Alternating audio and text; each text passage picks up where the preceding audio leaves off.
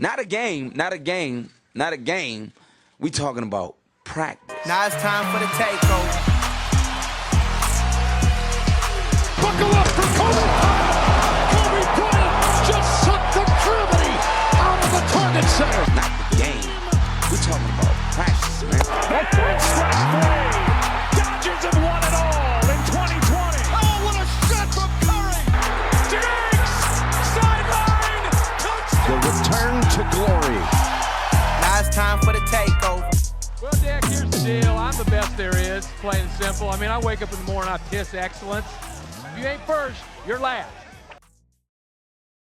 And we are back with the Takeover Sports Podcast. I'm your host, Ryan Seeker, and we got just another great episode for you. And I know you're watching your favorite podcast.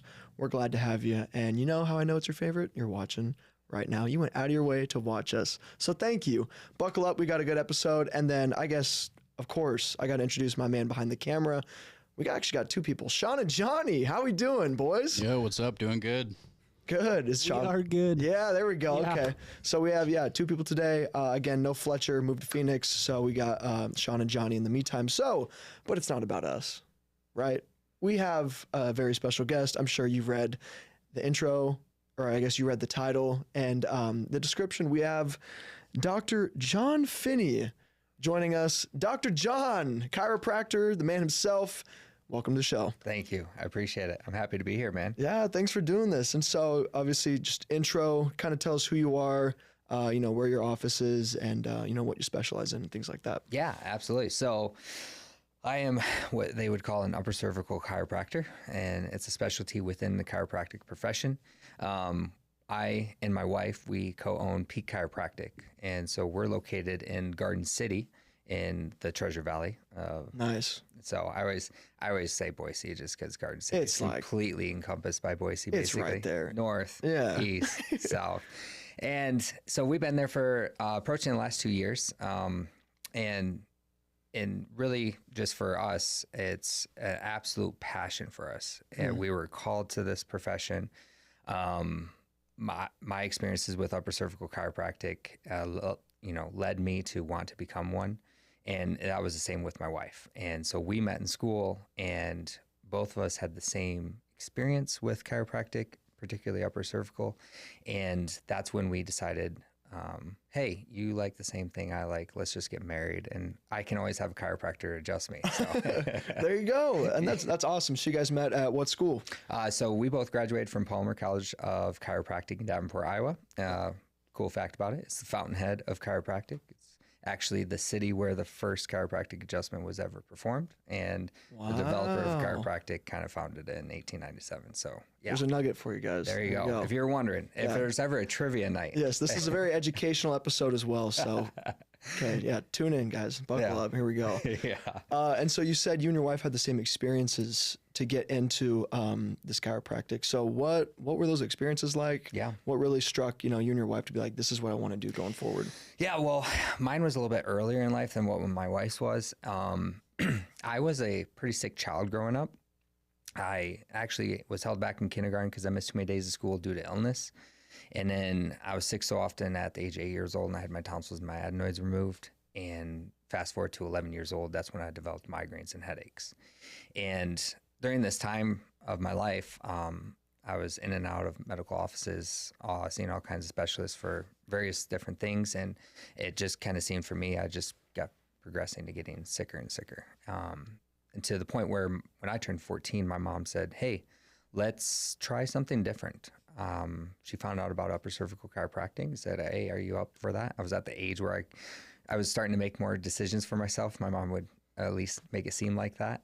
Nice. And yeah. Go mom. Yeah, go mom. She's a great mom. And so she took me to one, and I received my first adjustment, and I haven't had a migraine since that day. Not one. Not one. It completely changed everything for me. I always say disclaimer, cross the line, is that I've had some self-induced headaches along the line. Okay. But yeah, the migraines were, I'd get like an oral migraine. It was very affected by, like, if I was in this room with all these lights, I wouldn't be able to be in this room. And sound, I would just have to be in a room, take my Excedrin, lay down, and be in a dark space and sleep it off until I was okay. And so I was going home regularly from school. And after that, I was like, wow, this is pretty cool. And I stuck with this care, and I noticed a lot of other health benefits that I achieved. So I had severe allergies, seasonal allergies. So like months May and June, I couldn't go outside. Grew up in Michigan, and there's a lot of pollen there. And every year I've been under this care, my allergies improved. The doctor I was at actually took lumbar images of my my low back, and I had about 11 millimeters of differential in my femur heads. So my pelvis was off about 11 millimeters. And after 4 months of care, my pelvis and my femur heads went to 0.6 millimeters of difference. And the only bone that they ever adjusted in me was my atlas. So my entire spine changed from this. And so from, acquiring or being introduced to this care, my grades improved in school. I became a better student. I became a better athlete. I was a big time wrestler growing up and traveled all over the country doing that. And it was just like a godsend to me. I was like very thankful for it. Wow. Yeah. So when the procedure happened, was this like you felt it instantly, or was this kind of like let's see if the migraine comes back 24, 48 hours? How long did it take for you to realize you're like, wow, this just changed my life? My experience with my first adjustment, like, oh, that was cool. Like, did that do anything? Yeah. Okay. And then it was like, a week went by and I'm like, oh, I haven't had a migraine. And then it was a month that went by, oh, I haven't had a migraine. And it was like, wow, like that had to be from that. Like, that's the only thing that changed. Yeah. And so for everybody that, I see, I always educate them that the experience that somebody can have by having an adjustment is vastly different for everyone. Gotcha. Vastly different. I've had individuals, it's a very light, gentle adjustment. You do barely feel anything. I've had individuals cry after an adjustment just because of the overwhelming feelings that they're getting. I've had people uncontrollably laugh. I've had I always say it feels like maybe a flushing sensation, that like things are leaving your skull and fluids are moving more efficiently between your brain and your body. Wow. And then I say that you might get some warm spots up and down your spine because it's going to affect your entire spine from this. And then usually the first 72 hours are the most intense periods that you experience change. Gotcha. Yeah. And when you say intense change, like painful intense change, or like? Well, yeah, there's an inflammatory response that happens when somebody goes into a state of healing. And with inflammation comes aches and pains. And so chiropractic research actually shows that has a pro-anti-inflammatory response. So it actually decreases inflammation in the long run. But I say by no means is that the initial response, because your body is like going through a reset in many cases. So for many of the cases that we see, they're very neurologically compromised. They're debilitating cases. And so when they get that release that they need, their body starts going through a tremendous amount of healing. So with your clientele and your patients, John, what's the most common patients that you're seeing? And like, is it injury based? Is it like maybe what you experience, like, hey, there's just something going on, I can't get it fixed? Yeah. What's the most common you're seeing? So number one is migraines and headaches. Obviously, those are very common. Post-concussion syndrome, vertigo, dizziness, imbalances is what basically vertigo is. You feel like the world's spinning. You don't have certainty in every step that you have. We have some multiple sclerosis or MS patients, fibromyalgia. Really, if you go down the list of neurological problems, it's something that maybe upper cervical chiropractic could have or help with. I just had a patient come in today with trigeminal neuralgia, and this condition is coined the suicide disease. And why it's called that is because of how painful it is. The just chewing, talking, or wind will actually cause the pain to be excruciating. And the trigeminal nerve is a nerve that comes off your brainstem and comes around your face here. And just it's so irritated that when something sets it off, that it's just excruciating pain in your face. And it's just right here, like in your cheeks? Yeah, it's in your cheeks, your jaw bones. Typically, it happens on one side, not predominantly on both. This patient came in and she couldn't, her husband was speaking almost constantly for her, and her whole right side of the face couldn't touch her. She can't touch it. Yeah, it's excruciating.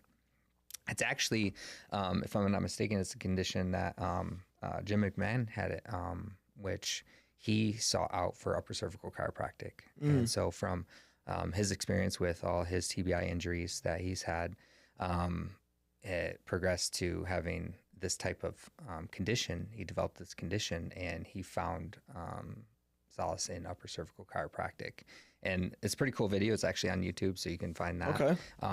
It's, you just basically type in Jim McMahon, upper cervical chiropractic, and that's where, like, I really like helping with those individuals that have had sports injuries, especially with football, because the amount of traumatic injuries you can have to the head and neck in that sport, or rugby, or any kind of whiplash injuries in general. Soccer, I'm sure you're seeing. Oh yeah, absolutely, absolutely. What sport are you most commonly seeing this in? Concussions wise. I mean, these guys that are coming in that have vertigo, have dizziness, post-concussion syndromes, which would consist of anxiety, sleep apnea, migraines, headaches, things like that. They're all coming from football mostly. Yeah. And they, either high school, college, history of playing football. Okay. Yeah. And so when you're seeing football players come in, are you asking like, hey, how many concussions have you had? Is there, I mean, I'm sure there's probably a difference between having, hey, it's my first concussion, or hey, this is my fourth. Is there kind of like stages where you're like, okay. Yeah, I had a snowboarder that came in, and he had 11 concussions and debilitating migraines. And the more concussions you have, the more you are susceptible to having these long-lasting conditions, or these more chronic conditions.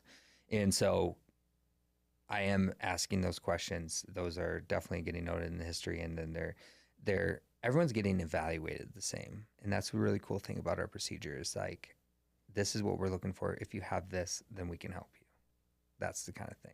And it's a misalignment in the upper cervical spine and evidence of neurological interference. If you have those two things, we can help you. And so he's telling you he has 11 concussions. I mean, what do you tell that guy? Are you just like, hey, you got to be more careful? Are you saying anything like? Well, yeah, he kind of hung up the board after that. Man. He said he doesn't do that anymore. But yeah, pretty tough case.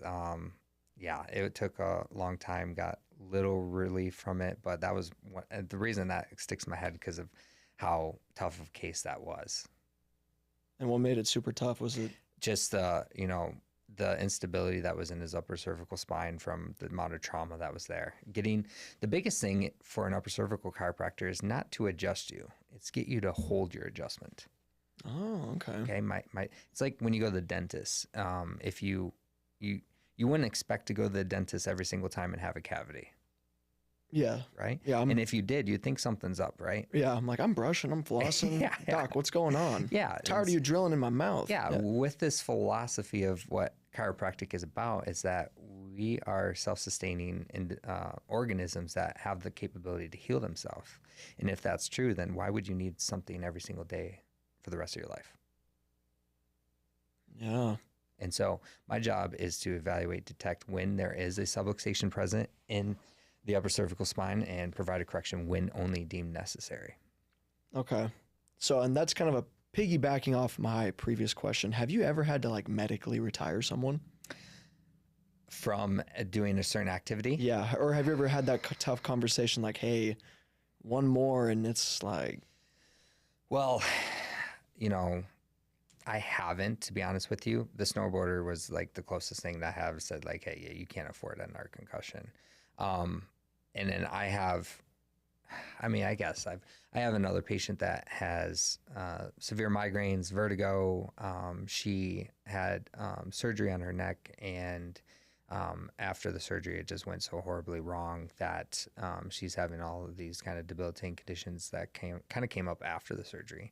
Oh, man. So I'm constantly working on what she can and can't do. And it's those days where she overdoes it that she kind of sets off, and it's like the next week she's in pain for. So it's, having those tough conversations of managing lifestyle and what you should and shouldn't do. Mm-hmm. And that's difficult. But the biggest thing that I try to communicate to my patients is I'm not trying to take anything from your life. I'm trying to give you the things that you can go out and do the things that you want to do in life. There's just the rare situation where we're limiting anything. Okay. Yeah. Because, there's like probably maybe a fine line from you being like doing your job and then also being like sort of parent, like, hey, like we got to maybe stop this. But again, it's, Yeah. you can't really cut them off from what they want to do. Yeah, absolutely. And the biggest thing I always educate my patients on is that, the word doctor means to teach. Okay. And so my number one responsibility to you is to educate you on what knowledge I do have and how I can better serve you so you can live the life that you want to live, or, get the most out of it. And that's really what life is all about. And especially as I see my elderly patients, they're like, I just want to get my quality of life back. Mm-hmm. It's like, I understand that you're here now and you're 60 years old. Like, what were you doing 30 years ago? And that's where I'm currently with, Stephanie, our office manager. We're working with making connections with BSU. We're going to be doing some programs working with the athletes there. And the purpose is to educate athletes on how to take care of your body so you get the mileage out of it. Nice. Yeah. Very important. Because, I was young once and I beat up my body, and, there's things that I have to deal with today that if I would have managed and did things a little bit differently, I probably wouldn't be suffering from those things. And so as long as if you have that mindset, you're going to get the mileage out of your body, but you only get one body. Yeah. Yeah. So when you're educating these athletes, are you saying, hey, after a certain amount of concussions, there's this, or are you like, hey, you got to come see maybe someone like us if you're feeling these kind of symptoms? Is that the type of education that you're... Well, yeah, it's also pointing them in the right direction. It's the recovery aspect. So it's like, life is not something that you put yourself in a little glass box and you just say like, okay, this is how I'm going to live. No, we weren't meant to live that way. We're meant to go experience life. Yep. And along the way, there's going to be some bumps and bruises. When those bumps and bruises come along, you need to know where to go to how to take care of your body. You don't just rub some dirt on it and say, oh, it'll be fine, because it might be fine tomorrow, the next year, 5 years from now, but what's it like in 20, 30 years from now? That's where it really gets run down. And so getting the recovery is the biggest thing I can say to my athletes that I take care of, is getting that recovery and doing the right things for your body, putting the right things in your body, getting the right recovery is going to set you up for the long run, because sports one day is going to end unless you golf. Unless you golf. Do you golf? Oh, yeah, absolutely. I know it's going to most of my things ended, so I got to pick something up that isn't going to end. Exactly. And so how long have you been golfing for? Excuse me. Oh, that went down the wrong pipe.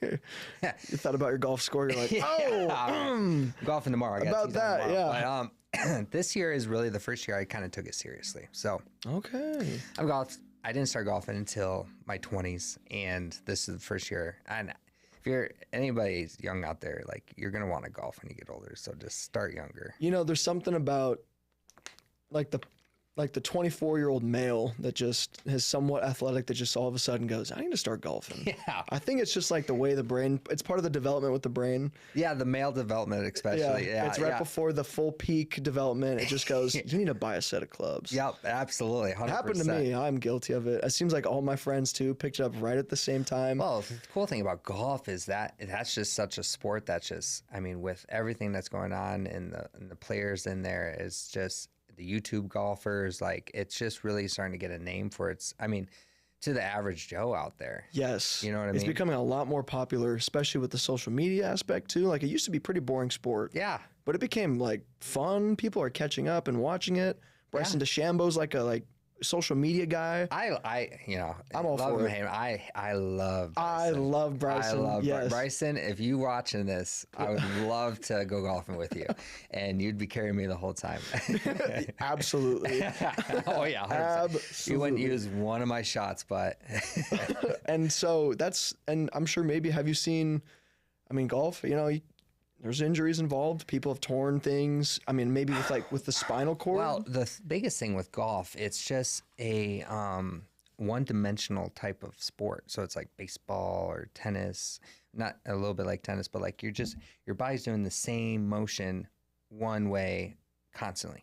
Okay. And how much torsion that is going on the spine.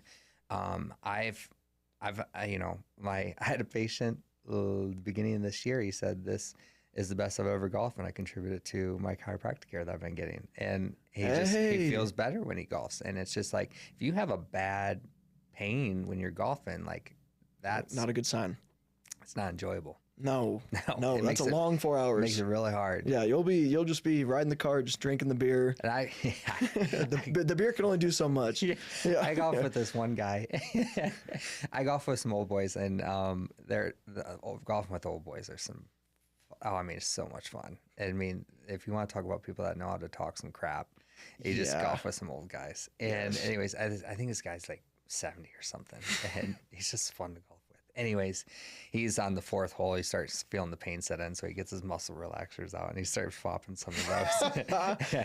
And then he's like hurting for the next 4 holes, and then the back 9 he kind of shows up until it wears off or something. He tries to time it right with his muscle relaxers. That's so funny. He's like, I'm a back 9 bandit. Yeah, you got nothing to worry about here. Hole 4, he's just Yes. Okay. But that's, going back to taking care of your body, right? So Yeah. you can do that when you're 70, 80, 90 years old. Mm-hmm. I've seen it. yeah. So You said you've been taking golf seriously Yeah. this year, and so what does that mean? Are you golfing more?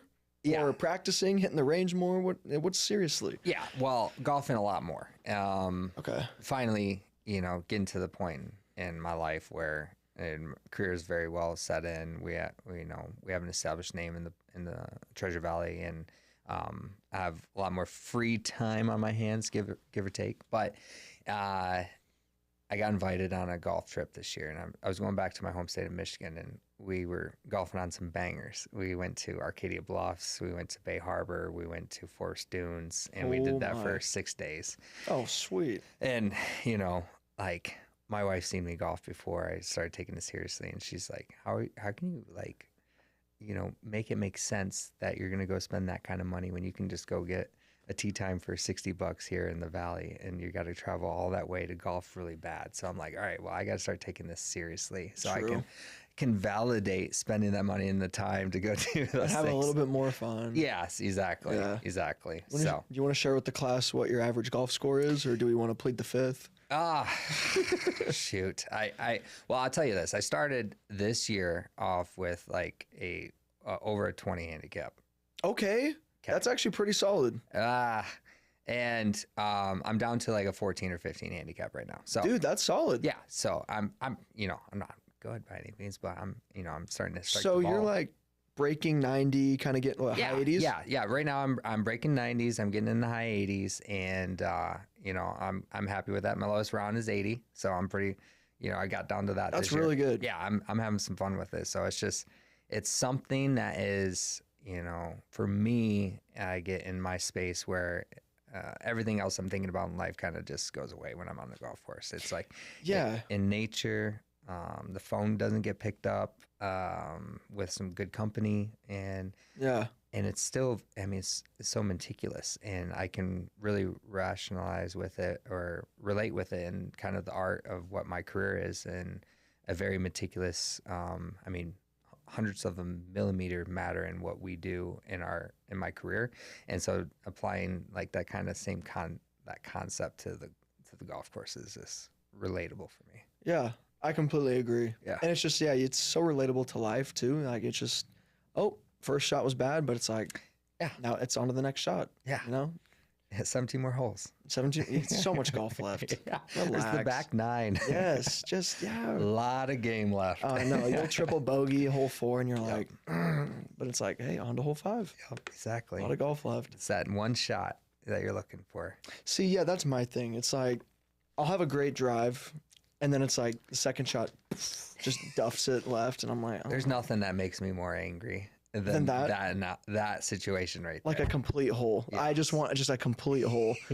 Especially when you're just like, okay, now I'm just, I'm off the fairway and I'm hitting my second shot and I got to have a little bit of recovery, and you do that and like, that's cool. But like when you hit a perfect drive and you're just like, oh yeah, 120-yard shot, routine shot, and then you just duff it and like, You're like, now I'm gonna get par. Yeah. Like I had a birdie opportunity. now you're like up and down for par, and then Yeah. And then you'll 3-putt. And be and like, then, all right. yeah, it's like, what am I And it's doing? like, that was my chance. Yeah. And then you just have to go, okay, next hole. Yeah. So I kind of want to. That was a great golf segment we just had. That was Yeah. good, John. Thanks, man. I like I said, I'm got a tee time tomorrow. Where at? I'm going to Centennial. I'm kind of making my rounds around the Treasure Valley, so I'm still new to the Treasure Valley. So we've been here for like 2 years now, and Centennial is like the last on my list that I haven't really hit. Really? Yeah. You'll like it. Yeah. It's a lot like, have you, the one next to it, Ridgecrest? Yeah, I was there Tuesday. It was a manufacturer tournament there, and I went with a buddy, Eric Fredrickson with Fredrickson's Health Insurance, and a couple other guys that we got invited to. We actually won that tournament, so that was kind of cool. Okay, let's go. It was like a scramble. Yeah, I mean, Nice. Yeah, you got the licorice out. You get, the guy that put the team together. I think he bought like 20 mulligans, and so it was. Oh, that's fun. It's fun. Yeah. You can like buy the mulligans, Yeah. and then we did this fundraiser where you can buy like a certain amount of string. Yep. So they had licorices, so you had to like eat your licorice away. Oh, So it was like okay. a long string of licorice. And then like, you use that much to call that your birdie putt, and so you eat that amount of licorice. Okay. Yeah. That's sweet. So you purchase the licorice, and then that Yeah. saves you. Okay. Yeah. How cool. So I mean, anybody that wins any of those kind of tournaments, they bought that win. So in most cases. Yeah, but that kind of makes it fun too. Because then it's Yeah. strategic. We're like, do we want to save this licorice? Yes. Now let's use it now. It's an eagle out. Yeah. All fun and games and just getting together and doing those kind of things. Yeah. So you'll like Centennial. I find it similar to Ridgecrest. It's Yeah. almost the same build. Yeah. So if you liked Ridgecrest, you should like Centennial. Yeah. It's fun.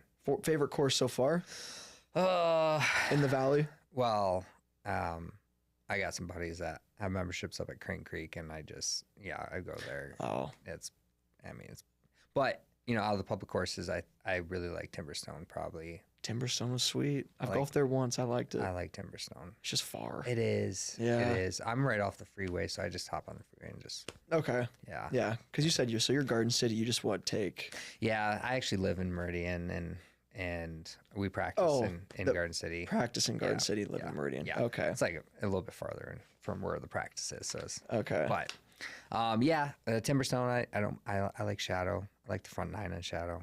Yeah. Hilly, but it's fun. Yeah. It's pretty. Yeah. I'd say those two are the ones that are worth mentioning for me. Course that gave you the most trouble, and then we can. Yeah, Crane Creek.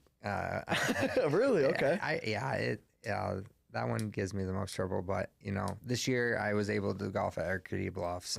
That one is fun. It's like link style, but we golfed at Bay Harbor, and so Arcadia and Bay Harbor, they're right on Lake Michigan, and Bay Harbor is like some target golf, and that one gave me a little bit of trouble.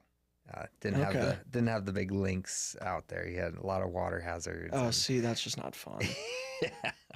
And I had a horrible day on the range, and I was just in my head the whole time. Oh, that's the worst. I was like, I just need to. You can't straighten it out on the range, so you're about to tee off. All you're thinking about is the range shots. Yep. And so, but yeah, that one this year gave me the biggest. But then I traveled to Iowa at a chiropractic conference and went to the Deer Run, the TPC course, the John Deere Classic course. Okay, I'm not familiar, but Yeah, okay. that was a pretty cool course too. So, but yeah, a lot of golf this year. Good. I like it. Yes, and we'll just keep getting better too. That's the Yeah. beauty of it. It's not Yeah. a cheap sport, but it's Yeah. very fun. Yeah, it is very fun. For 4 hours, I mean, I feel like it's Some good buddies and worth it. and outside and Yeah. something to do. So Absolutely. Do you prefer like the super early tee times? I do actually. So I like those. I have a client, a patient of mine, and I go golfing with him. I'm golfing with him tomorrow, but usually, especially in the peak of summer, like we have no problem getting a 6:30 tee yes. time. Yes. We have no problem with it. Like Because then once you're done, you're like, you got the whole day. whole day, Yeah. your whole day, Yeah. and it goes over well with the wife too. You know what I mean? I was going to say, yeah, because I got a buddy, he's got like a girlfriend. They've been dating for a long time. And Yeah. then I got somebody's married, and it's like, well, like if we have an 11 o'clock tea time, I can't do breakfast. I can't do lunch. Yeah. And I'm like, oh, okay, that makes sense. So he's like, so yeah, super earlier, the better. Yep. Just so I can spend time with Emma. And so Yep. it's like, okay, that makes sense. Yep. I still don't think she knows it doesn't take 8 hours to do a round of golf, but she's gonna find out soon. It's an all day thing. Yeah, 8 hours. Yeah, it's I mean, Yeah. it takes time. It really does, Yeah. I did have one question for you. with your study before we wrap up. Yeah. It's with, especially because you're working with the concussions too. I Yeah. know the big story right now is Tua Tagovailoa, Yeah. and even one of the coaches in the league was like, should tell him to retire. His own coach was like, no. Yeah. Where do you, like, after everything he's kind of been through, I mean, this is like his third one that's pretty serious where he's had to be out for the whole game and maybe even multiple weeks. So, like, Yeah. what would, in your opinion, do you think he should retire from what you've seen? Well, the first thing I'll start off with is that we all know, everyone knew that he shouldn't have came back that fast after his first one. That was really bad. That was the first mess up, okay? And I don't think they gave him the ability to really heal from that properly. So what happens when you have a concussion like that? Okay, so there's a lot of inflammation in the brain. The neurons take a impact on that, and you have a lot of neural inflammation. And if those things don't calm down, then it can cause long-staying neural damage, and that's where you can get all your CTE, TBI, all the long-lasting effects with that. So the fact that he just came back so early after that first one is the biggest problem. And that was the one where he kind of was like stumbling, then collapsed. Yes. Yeah. Yes. For If I'm remembering correctly, that I know that he had his first one that was really bad, and we're like, wow. And then it was like 2 weeks later that he came back or something like that. Yep. It was ridiculous. And I remember at the time, I'm like, this is negligence on the medical staff there. Like, I really did honestly believe that. And then, gets back into it, and he's doing his thing, and then now he has another one. And the biggest thing I really am for is making smart decisions. Like, obviously he has a family, from what I understand. He has his entire life ahead that he needs to think about. What he should do is his decision, though. Okay. But what needs to be making sense is that he goes through all parameters that he can properly heal from what he has experienced. And what that is, I'm not an expert on all the parameters on how long these things should take to come back from the healing, but they need to be very rigorous of when he comes back from play, because put yourself in a situation like your dream and what you want to do. Like, you need to understand the effects of what's going to happen afterwards. Me personally, I feel like I would probably hang it up just because of my value system of what I value the most, and it would be my value in my family and thinking life after my career. But I'm not him, and he has to make that decision. But I think someone telling him that he needs to do that, like, as long as he can go through all the parameters, all the requirements to come back and heal from that properly, then that should be his decision. But obviously he's prone to these things, and there is going to be long-standing effects with that, and that's where recovery comes in. And he needs to be making sure that he's doing everything that he can to properly recover. And they put him on injured reserve, so I think it's at least 4 weeks. Do you think that's a good amount of time? Or maybe they'll probably just do that and then evaluate again from there? Yeah. Is it 4 weeks or 6 weeks? I think it's at minimum 4 weeks, but they can keep him longer. Okay. Yeah. Yeah, I would not want to be in that position to make those decisions. But if it was me that was making those decisions, I would probably, with how last year went, and then having this year, I might even scratch the season for him.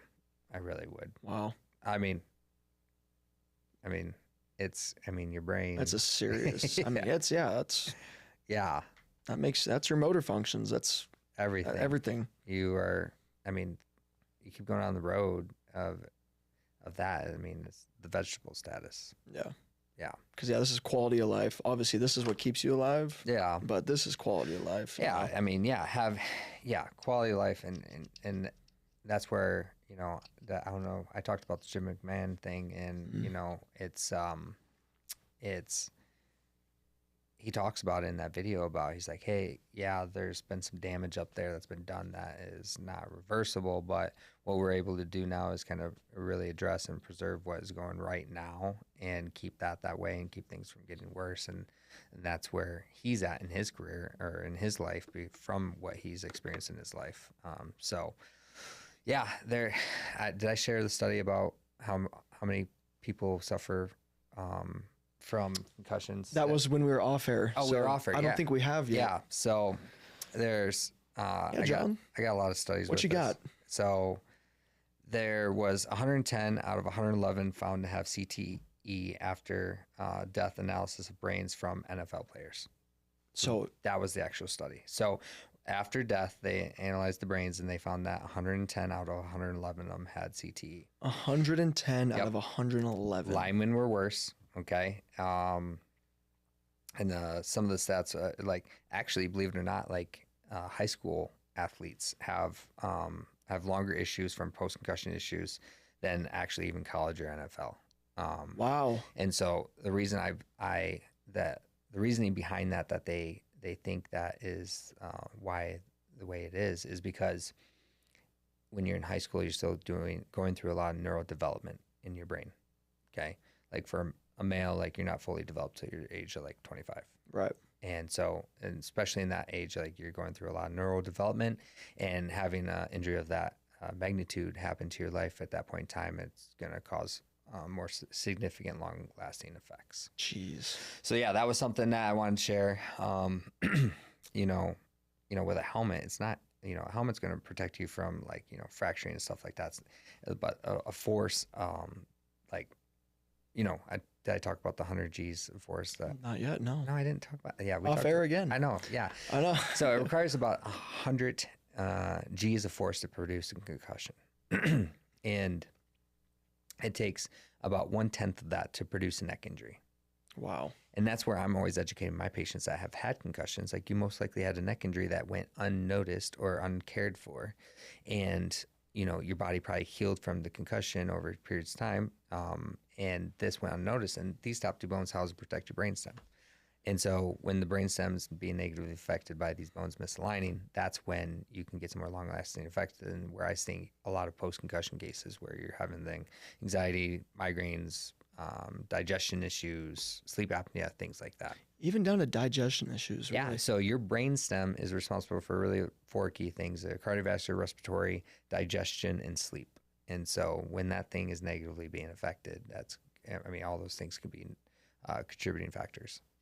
Holy smokes.